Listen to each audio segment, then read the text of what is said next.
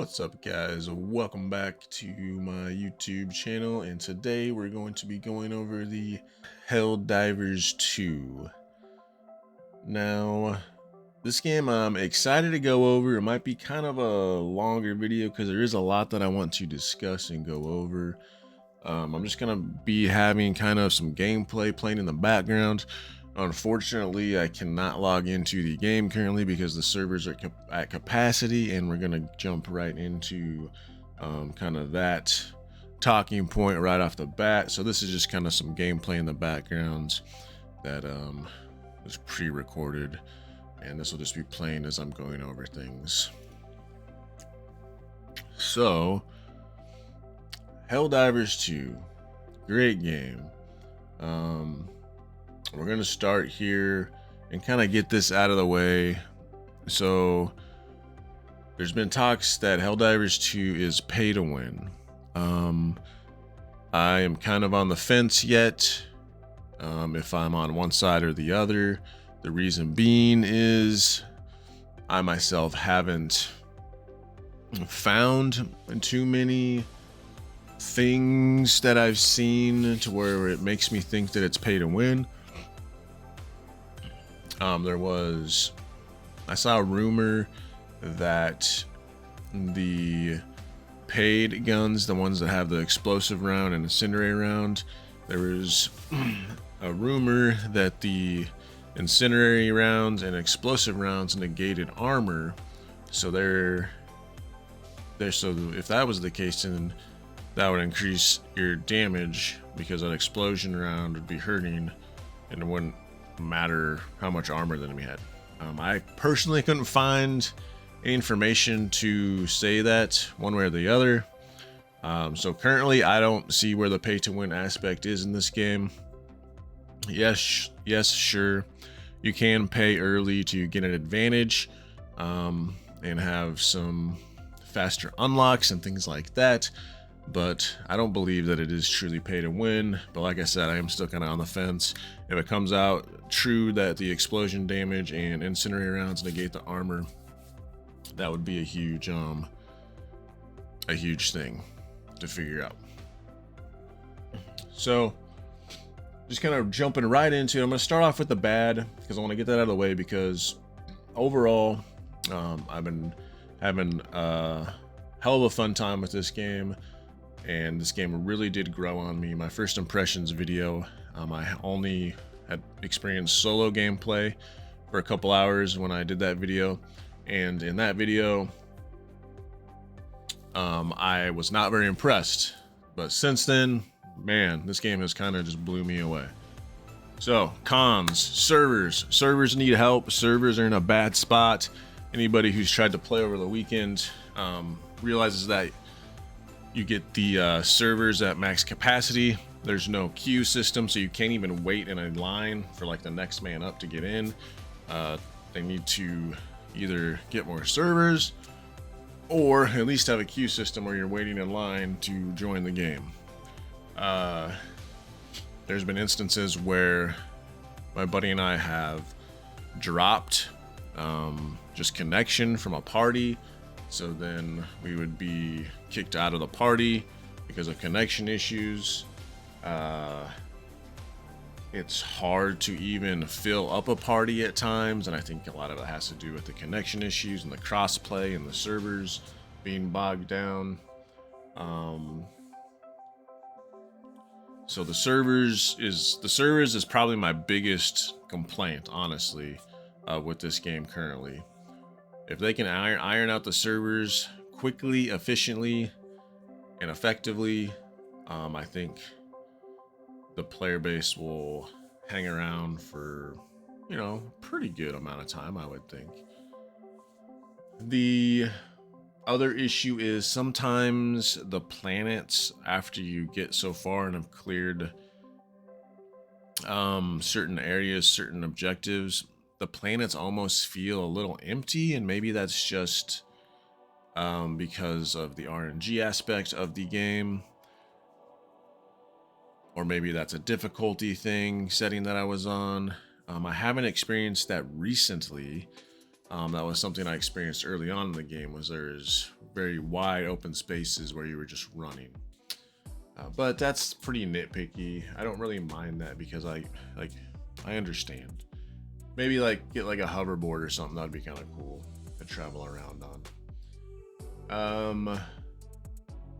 The other thing that I don't particularly care for, but I do understand why they have it in the game, is the Konami codes you have to put in for like your stratagems, calling in your guns, doing objectives, interacting with the consoles for objectives. I don't necessarily like those codes personally as far as the game mechanic. I understand why they do it, because they want a sense of urgency and a sense of, oh shit, I need to get this code right to call this in. So it does impact the game in making things more stressful and more of a heightened oh shit moments. So I get why they do it. Again, that's pretty nitpicky. It's not a huge deal, just my personal preference, really. Another thing is this game is very grindy to unlock items and new guns. I've been using the same primary weapon for, I don't know, at least probably 40 missions. So I wish there was a little more variety in primary and secondary weapons, and it didn't take so long to unlock those weapons with the medal system. But if you know you're into this game and you got buddies, you're gonna be out here anyways, grinding, having a fun, having some laughs. So you'll get your things unlocked that you want in due time. Not a huge deal. So that's really my negatives. Now we're just gonna kind of go down my normal criteria for reviewing a game. Start off with the graphics. Guys, graphics look great. Definitely up there, AAA studios. Looks very good, very well done. The bugs look great. The limbs flying off, the explosions of the bugs and pieces and bits of them flying everywhere. The robots look good, very reminiscent of like Terminator robots, maybe a little Warhammer themed robots in there. The worlds, at first I thought some of the worlds were very boring, but then I go to the jungle worlds or forest worlds and they're very well done. I think the planets are very well done now.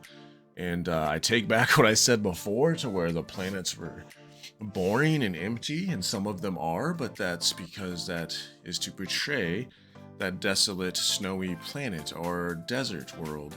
But when you get into like the jungles, especially with like the robots, it really reminds me of like almost like a Vietnam setting or something in some of the jungle robot worlds. And then the fog in some of the maps and the rain and environmental effects did a very good job, man. I give graphics 8 out of 10, maybe even a 9 out of 10. They're very well done. Some of the guns are a little bland, but overall very well done. Gameplay. The gameplay is a lot of fun. I do feel like they did the progression of power for your character pretty well. It is a bit grindy, like I said, but you unlock stratagems and weapons you can call down, like power weapons and different things to assist you along the way. And I think you unlock that at a pretty good rate that keeps up with the different difficulties of the game where you're at. And I think it gives you enough tools to keep progressing, or trying to progress even further and further. And I think that my buddy and I would be on some higher difficulty levels if there was a little better server stability, because a lot of our problem is we have problems finding 2 other people to run around with. So then it's just us two, and some of these missions get pretty crazy to where having 4 people is a big advantage. But the gameplay is awesome. The progression of power is very well done. It's definitely a game that excels in party play. I don't care for this game playing solo. I've played a few missions solo. I don't think it's just a game that I prefer to play solo. Maybe that'll change when I unlock some of the level 20 stratagems, some of the in-game stratagems, and see how well I can do solo with some of those powerful abilities, items, and airstrikes you get. The gunplay feels great. I like the third person, how you can fire in third person, and then you can press a button to go into ADS where you're aiming down sight. It's just good. It's just good, fun craziness. Just chaos at times. Just bugs everywhere swarming you at times. And then you have times like you're seeing right now on screen where it's just kind of chill and laid back. But obviously, this is earlier on in the game. We're only on difficulty medium. I think it is 3. But yeah, it's just good fun, man. It's nothing like to take too seriously. You're gonna end up killing your teammates. Your teammates are gonna end up killing you just because of random weird things that happen. Or, oh shit, I accidentally called in this airstrike and I meant to call in this one, and this one's gonna blow us up. It's good, man. And just seeing the airstrikes are done very well.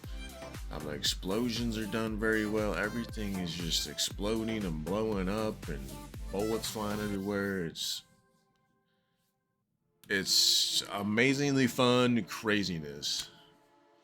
Gameplay is 8 out of 10. The other thing that you got to keep in mind that I want to bring up real quick before I forget about it, and I almost did forget about it, is you're not a super soldier. You're not like a Halo Master Chief, right? So you're not. That's another reason why I think they have you do the codes. You're not just some super soldiers coming in 1-2 guys and taking out a whole big army. That's why they give you so many revives or reinforcements to call in, because if you die, then we just throw in another soldier, a replaceable soldier. You're like essentially a grunt. So you aren't a super soldier per se. Moving on to sound. The guns and explosions sound very well done. The music is very well done. It's very like actiony, hero-esque, like memey music. Like when you're dropping in, it's just like bum bum bum bum, and it just fits perfect. Like it's good. It's nothing like, crazy to write home about. Me, like I always compare everything to like Final Fantasy scores and soundtracks. I give the sound a 7 out of 10. It's pretty good. It does the job. The things sound good, sound like they should. The voice acting, the little like one-liners are okay. It serves its purpose. It really reminds me of Starship Troopers. Like it's definitely a Starship Troopers movie lines 100%. But it fits, characters, like I said, there's not really a main character. You're not like a Master Chief. There's no main character really. You're just a soldier getting thrown into the shed essentially. And good luck, and hopefully you and the soldiers that were sent to that planet can get the mission accomplished and some of you come back alive, And I think it fits perfect. You don't need, for a game like this, you don't need main characters. You don't need some big elaborate story. It's just a fun game to jump into, spend 2-3 hours running around, killing, blowing shit up, and then going to bed and then going to work the next day, So you don't need the big characters and storylines. So characters, I'm not really going to give a rating on because there's characters. Replayability, tons of replayability, obviously, especially if you got a group of friends that have this game. You guys can just throw it in your game rotation, be like, hey, you guys want to jump on Helldivers 2? Let's go play a couple missions. All right, let's go. So replayability is definitely there, man. There's always something to grind towards, or should be always something to grind towards. It's a live service game, so currently there's an event going on where we have to defend some of the planets that we have from the robots, and the development team has said they're going to continue to do things like that. Different events for each, I think, a week or each month, maybe.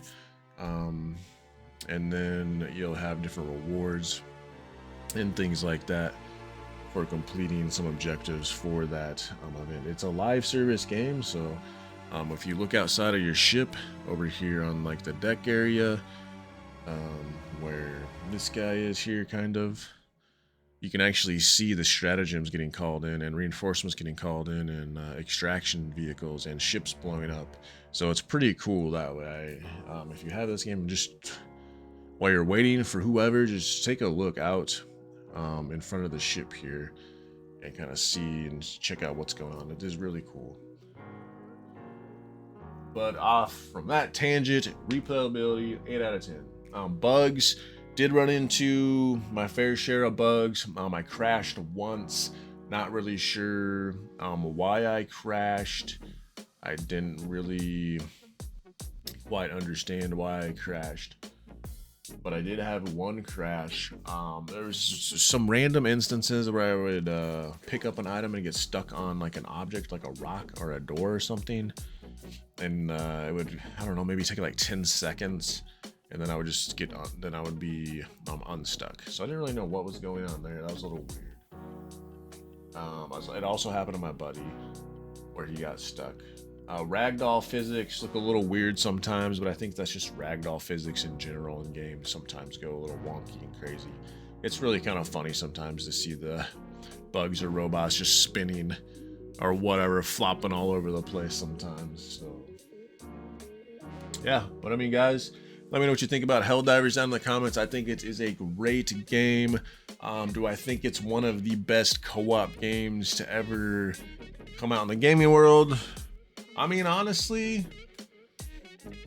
I do think it is probably that good. I do think it is one of the better co-op games, one of the greater co-op games that we've seen in quite some time, you know. But you can't forget about games like Halo had great co-op. Gears of War had some great co-op, and then I mean, you even look at early games like Star Fox 64 had some great co-op. So I mean, there's been some just fantastic co-op games. To say it's the greatest co-op game to ever come out, that's a stretch. Do I think it's up there with some of the greats?